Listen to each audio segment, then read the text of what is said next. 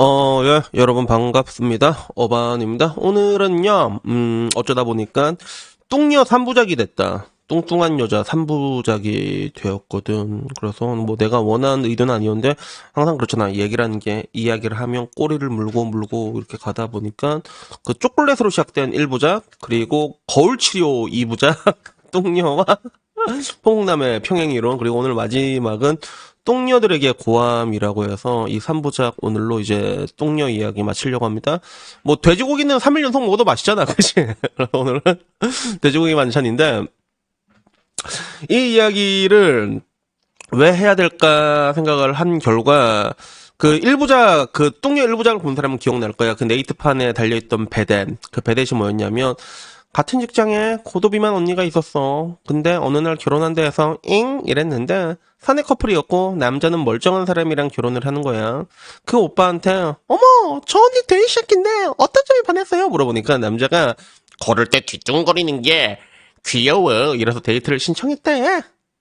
취향일 수도 있다라고 했는데 이게 문제야 이게. 그래서 참 되게 안타까운 게 이런 걸 볼 때마다 어떤 생각이 드냐면 그 58년 개띠인 이복순 여사님께서 저한테 옛날에 한 말이 있는데 58년 되실 때 이복순 여사님이 누구냐면 저희 어머입니다. 마이 마더이 옛날에 그 말 한 적이 있어. 남자는 키 작은 게 제일 못생겼고 여자는 뚱뚱한 게 제일 못생겼다라고 얘기한 적이 있거든. 참 되게 잔인한 말이지, 그지? 다 잔인하게 들리지만 근데 남자와 여자 봤을 때 여자보단 남자가 더 잔인해. 왜?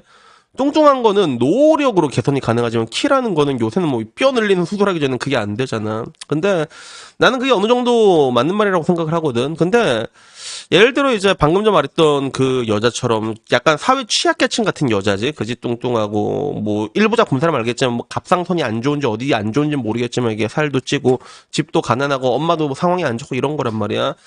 동일한 상황의 남자가 그 자기 상황에 대해서 글을 쓰면서 이런 저라도 사랑해줄 여자가 있을까요? 라고 얘기하면 남쪽 커뮤니티는 어떻게 글이 달린지 내가 안 봐도 뻔해. 그냥 다음 생을 기약하라고.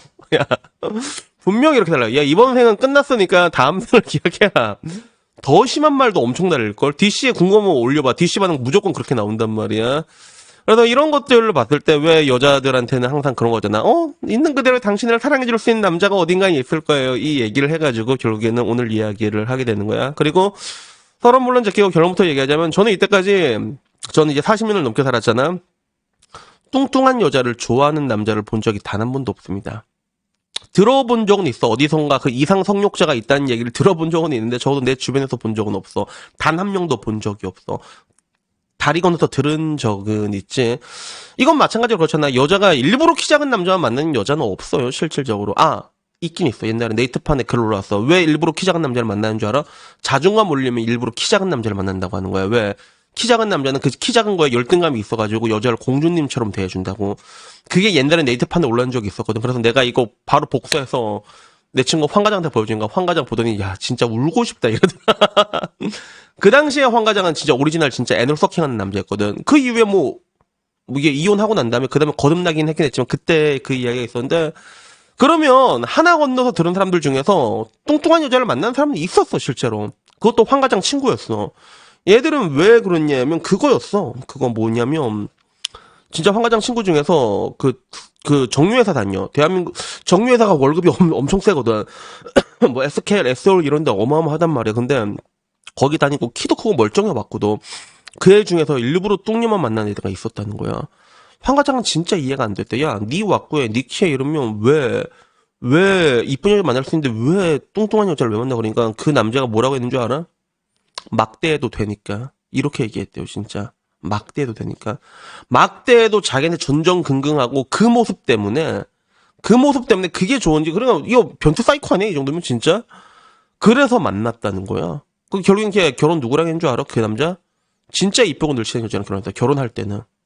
요런 게 있었다는 거지. 그래서 요새는 뭐 이제 그 빗더비라고 하잖아. 빗더, BBW라고 해서 빅 뷰티풀 우먼이라고 해가지고 서구권에서도 뭐 이제 빗더, 당신은 있는 그대로 아름답다 이러는데 야. 이러니 남자들은 이런 거짓된 소리 안 한다고. 키 작은 남자가 키 작은 나 자신을 사랑해줘. 그러니까 마치 그런 거 아니야. 동일임금 동일노동 같은 거야. 그게 야, 똑같이 받아야 되는 거, 똑같이 사랑을 받아야 되는 거 아니야. 근데 그런 건 일어날 수가 없습니다, 여러분. 절대로 그런 일은 일어날 수가 없다니까.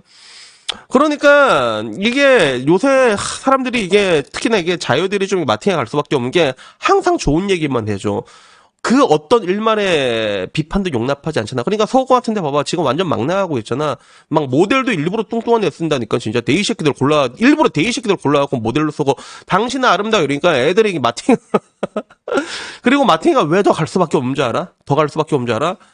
그 과거와 달리 지금 여자들이 자신의 밸류에이션을 제대로 측정하기가 굉장히 어려워졌단 말이야. 옛날에는 이게 뚱뚱하면 솔직히 그런 말이 있었어. 뚱뚱한 애들은 성격이 좋다. 이거 거짓말 같지? 진짜 내가 30년 전에는 진짜 그랬다니까?